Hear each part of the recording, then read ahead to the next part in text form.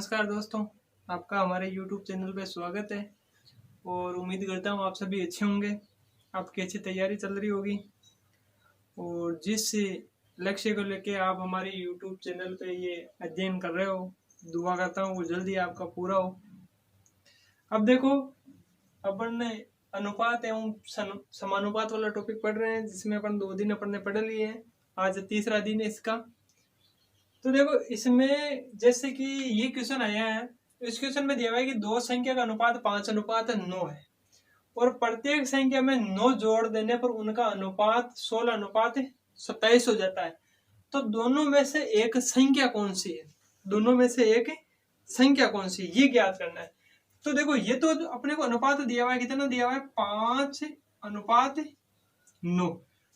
तो इसको लिख सकते हैं अपन 5x और 9x। तो ये अपने पास दोनों संख्या हो गई। कौन सी? एक संख्या हो गई 5x और जो दूसरी संख्या वो कितनी हो गई? 9x। अब दिया है कि जैसे 2 संख्या अनुपात ये है, तो ये अपने संख्या मान ली। प्रत्येक संख्या में 9 जोड़ने पर, मतलब 5x में भी 9 जोड़ना है और 9x में भी 9 जोड़ना है। जोड़ देने पर उनका जो अनुपात है वो कितना हो जाता है? 16:27 हो जाता है। तो दोनों में से एक संख्या क्या होगी? तो देखो, अपने समीकरण बना लिया। अब इसको आप क्रॉस मल्टीप्लाई गुणा कर दो, क्रॉस मल्टीप्लाई कर दो इनका। तो ये हो गया 27 5x प्लस 9 और ये हो गया 16 9x प्लस 9 हो गया। 27 को 5 से गुणा किया तो कितना आया? 135x प्लस 27 इंटू 9 बराबर 16 को इससे गुणा किया तो कितना आया? 144x plus 16 into 9। अब इसमें आपको क्या करना है कि ये 135 है, इसको आप इधर भेज दो। कितने? 144 माइनस हो जाएगा 135x और जो 27 इंटू 9 है ये इधर ले, वो 16 इंटू 9 लेके आ गए। अब देखो, 144 में से 135 गए तो कितने बचे? 9x। ठीक है, और इसमें क्या करना है? आपको गुणा नहीं करना है, इसमें से आप 9 कॉमन ले लो। 9 कॉमन लिए तो कितना है? 27 माइनस 16। अब देखो, 9 से 9 कट गया, क्या बचा? x बराबर, और 27 में से आप 16 घटा दो तो कितने बचे? 7 और 4 11। तो अपने पास x का मान है ना, कि संख्या मान नहीं है। अपने पास x बराबर आया कि जो x का जो मान है वो कितना है? 11। तो दोनों में से एक संख्या कौन सी है? अगर ऑप्शन में आपको जैसे इन दोनों संख्या में से एक संख्या है लिखा हुआ रहेगा तो या तो उसी को आपको सेलेक्ट करना है। अगर दोनों लिखी हुई है तो उसमें आएगा इनमें से a प्लस b दोनों संख्या सही, इस प्रकार का भी ऑप्शन आएगा। तो देखो, 9 5x है ना, तो 5 इंटू 11 कितना? 55 और 5 इंटू 9 कितना? 45। तो इनमें से जो दोनों संख्या कितनी है? एक संख्या 55 है, एक संख्या 45। जो भी आप ऑप्शन में वो सेलेक्ट करनी है, वो ये इसमें सही है। अब देखो, जैसे कि इस प्रकार के क्वेश्चन आ जाए तो इस प्रकार के क्वेश्चन को कैसे सोल्व करेंगे? दिया हुआ है क्या है कि यदि 372 सिक्के 1 रुपया 50 पैसा और 25 पैसे के रूप में तथा इनकी जो संख्या का अनुपात है वो है 13:11:7 है, तो 50 पैसों के सिक्कों की संख्या क्या है? अब इसी प्रकार नीचे वाले क्वेश्चन में दिया हुआ है कि एक थैली में 50 पैसे 25 पैसे और 10 पैसे के सिक्कों का अनुपात 5:9:4 है। यदि इनमें कुल 206 रुपया हो तो बताइए 50 पैसों के सिक्कों की संख्या कितनी? तो ऊपर वाले इस क्वेश्चन में अंतर कितना है कि ऊपर वाले क्वेश्चन में तो आपको सिक्कों की संख्या दे रखी है, जबकि नीचे वाले क्वेश्चन में सिक्कों का मूल्य दे रखा। बस यही याद रखना आपको। नीचे वाले क्वेश्चन में सिक्कों का मूल्य दे रखा है, जो टोटल सिक्के हैं उनका मूल्य कितना है? 206 रुपए। ऊपर वाले में मूल्य नहीं दे रखा है, अपने को दे रखा है भाई टोटल जो सिक्के वो कितने हैं? 372 है। तो ये क्वेश्चन अलग सोल्व होएगा, ये क्वेश्चन अलग सोल्व होएगा। तो दिया हुआ क्या है कि 1 रुपया का 50 पैसा का और 25 पैसे के जो सिक्कों की संख्या है वो अनुपात कितना दिया हुआ है? 13:11:7 है। तो आप मान लो कि 1 रुपया का 13 सिक्के, 50 पैसे का 11 सिक्के और 25 पैसे का 7 सिक्के। तो ये है वो कौन सा है? 1 रुपया का सिक्का, ये 50 पैसे का सिक्का और ये 25 पैसे का सिक्का, ये दिया हुआ है। अब आपको दिया कि टोटल कितने सिक्के, कुल 372 सिक्के। ठीक है, अब पूछा क्या है, 50 पैसे के सिक्कों की संख्या कितनी है, 50 पैसे के सिक्कों की संख्या कितनी है। अब ये ज्ञात करना है, तो आपको क्या ज्ञात करोगे।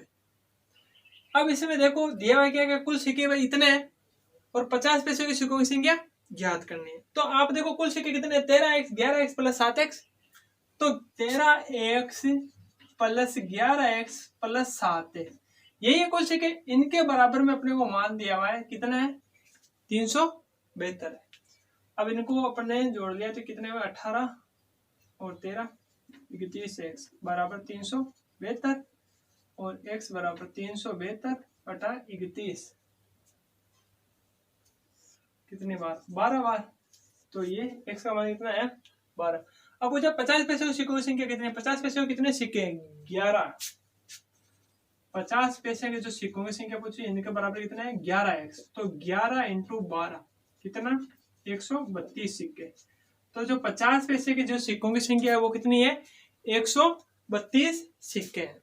इसी प्रकार आपको अगर 25 पैसे के सिक्कों की संख्या पूछे तो 7 इंटू 12, 1 रुपये पूछे तो 13 इंटू 12। इस प्रकार से इसको सोल्व करना है। और जिसमें मूल्य दिया हुआ उसको कैसे सोल्व करेंगे। मूल्य दिया हुआ है अपने को, क्या दिया हुआ है कि जो कुल मूल्य है कितना है, कुल मूल्य दिया हुआ है 206 रुपए है। ठीक है, और जो सिक्कों की संख्या है वो कितनी है, 5x 9x और 4x। ये कितने हैं, 50 पैसे के, ये कितने हैं, 25 पैसे के, और ये कितने हैं, 10 पैसे के। अब अपने को टोटल मूल्य दिया हुआ है, तो अपन क्या करेंगे कि जो 50 पैसे वाले सिक्के हैं इसको आप रुपए में बदलो, क्योंकि ये किसमें दिया हुआ है, रुपए में दिया हुआ है। तो 50 पैसे के सिक्कों की संख्या को रुपए में बदलेंगे तो क्या करेंगे, 2 का भाग लगाएंगे। ठीक है, 2 का भाग ही लगाएंगे ना, क्योंकि 2 सिक्का मिलके 1 रुपया बनता है। इसी प्रकार 25 पैसे के सिक्के, 4 सिक्के मिलके 1 रुपया बनता है। 10 पैसे के सिक्के, 10 सिक्के मिलके 1 रुपया बनता है। तो ये किसके बराबर में, 206 के बराबर में। ये 10 है, ये 4x है, ये 9x है, ये 5x। अब देखो इनका एलसीएम लेना, तो एलसीएम इनका कितना आएगा, 20 आएगा। तो इनका अपन ने एलसीएम लिया, तो ये एलसीएम आया 20। 20 में इसका भाग 10 बार, 10 को 5 से गुणा किया तो कितना आया, 50x। 4 का भाग दिया 5 बार, 5 इंटू 9 45x। इसका भाग इसमें 2 बार, 8x बराबर 206। अब देखो इसमें क्या करना है, 50 और 45 95 प्लस 8x कितने, 103x बराबर 206। और जो ये 20 है इधर कहाँ आएगा, गुणा में आ गया। अब देखो x बराबर क्या आएगा, x बराबर आएगा 206 इंटू 20 बटा 103। ठीक है, तो x बराबर आया, ये इसे कितनी बार कट गया, 2 बार। 2 इंटू 20 कितने, 40। तो जो अपने पास x का मान आया वो कितना आया, 40 आया। तो सबसे पहले अपन ने x का मान निकाल लिया। अब अपने को ज्ञात क्या करना है कि 50 पैसों के सिक्कों की संख्या कितनी है। तो 50 पैसों के सिक्कों की संख्या कितनी है, 5x। तो आपको क्या करना है, 50 पैसों के सिक्कों की संख्या पूछी है तो 5 इंटू x का मान कितना, 40, कितने, 200। तो जो 50 पैसों के सिक्कों की संख्या है वो कितनी है, 200 है। ठीक है, तो इस प्रकार से ये इसको सोल्व करेंगे।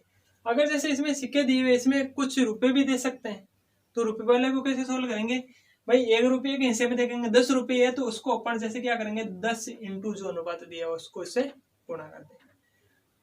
और जिस क्वेश्चन में ऐसे लिखा सिक्कों की संख्या समान है, तो सारे अपने क्या मानना है, 1x 1x और 1x। ठीक है, अब देखो इसके बाद में नेक्स्ट क्वेश्चन। अब देखो इस प्रकार के क्वेश्चन को कैसे सॉल्व करेंगे। दिया हुआ क्या है कि 3400 रुपए को ए बी सी डी में इस प्रकार बांटी है कि ए और बी के भाग, बी और सी के भाग, सी और डी के भागों का अनुपात क्रम से 2:3, 4:3 तथा 2:3 है। तो बी व डी के भागों का योग कितना होगा। तो सबसे पहले अपने को क्या दिया हुआ है कि भाई अपने को ये दिया हुआ है कि जो टोटल जो पूंजी दी हुई है इसमें दिया हुआ है 3400 रुपए। इनको चारों जो ए बी सी और डी है इनको डिवाइड करना है। और डिवाइड कैसे करना है कि आपको जैसे अनुपात दिया हुआ है जो ए अनुपात बी अनुपात सी अनुपात डी, इस प्रकार नहीं दिया हुआ है। आपको जो अनुपात दिया हुआ है वो दिया हुआ है ए अनुपात बी, बी अनुपात सी और सी अनुपात डी। तो सबसे पहले क्या करना है आपको कि ए अनुपात बी अनुपात सी अनुपात डी ज्ञात करना है। फिर आपको पूछा है कि बी व डी के भागों का योग कितना होगा। तो जब आपके पास अनुपात आ जाएंगे तो उसमें बी व डी के भागों का अनुपात ऊपर लिखना है योग करके, नीचे लिखना है आपको टोटल, क्योंकि 34 रुपए टोटल दिया हुआ है तो नीचे लिखना है टोटल अनुपात इंटू 34। इस प्रकार से इसको सोल्व करना है। तो सबसे पहले ये देखो ए अनुपात बी कितना है 2 अनुपात 3, बी अनुपात सी कितना है 4 अनुपात 3 और सी अनुपात डी कितना है 2 अनुपात 3। तो अपने क्या याद करेंगे ए अनुपात सी अनुपात ए अनुपात बी अनुपात डी सी अनुपात डी। तो 2 अनुपात 3, 4 अनुपात 3 और 2 अनुपात 3। तो ये कितना होगा 2 इंटू 4 इंटू 2 अनुपात 3 इंटू 4 इंटू 2 अनुपात 3 इंटू 3 इंटू 2 अनुपात, फिर ये 3 इंटू 3 इंटू 3। तो जो अपना अनुपात है ये कितना हो रहा है 8, 16, 24, 18 और 27। ये आपस में नहीं कट रहे हैं, ये आपस में नहीं कट रहे हैं। अब देखो अपने पास अनुपात आ गया। अब अपने को पूछा है बी व डी के भागों का योग कितना है। तो बी और डी के भागों का योग कितना हो रहा है 27 प्लस 24,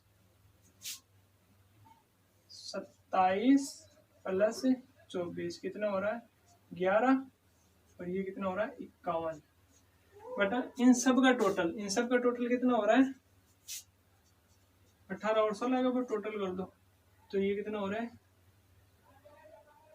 15, ये बच गया 7 और 8 कितना हो रहा है 85। इनटू गुणा में करना है आपको, जो टोटल राशि दी हुई कितनी दी हुई है 3400। अब देखो ये किससे कट रहा है 17 से कट रहा है। कितनी बार ये कट रहा है 3 बार और ये कट रहा है 5 बार। अब देखो क्या करना है, इसको इससे गुणा कर लो तो ये कितना आ रहा है 102।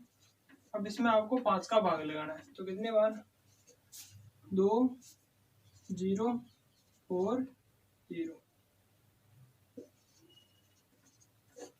2040 रुपए। अब देखो इसके बाद में जो नेक्स्ट क्वेश्चन दिया हुआ है इसमें क्या दिया हुआ है कि 1470 रुपए को ए बी सी में इस प्रकार बांटा जाता है कि प्रत्येक के भाग में से 50 रुपए कम कर देने पर इनके भागों का जो अनुपात है वो कितना रहता है 1 अनुपात 3 अनुपात 2 रह जाता है। तो बताइए बी को कितना धन मिलेगा। तो जो ये राशि दी हुई है अपन अनुपात में जैसे इसको सोल्व कर रहे थे इसको ऐसे सोल्व करेंगे, पर इसको ऐसा सोल्व नहीं करना है कि जो आपको अनुपात बन रहा है वो कब बन रहा है कि ए बी और सी के प्रत्येक के भाग में से 50-50 रुपए कम करना है। जैसे इसमें 50-50 सबके समान रूप से कम करना है। जैसे कई क्वेश्चन में अलग है, जैसे इसके 40 ए के भाग में से 40 कम करने पर बी के भाग में से 50 कम करने पर सी के भाग में से 70 कम करने पर इनका अनुपात ये रहता है।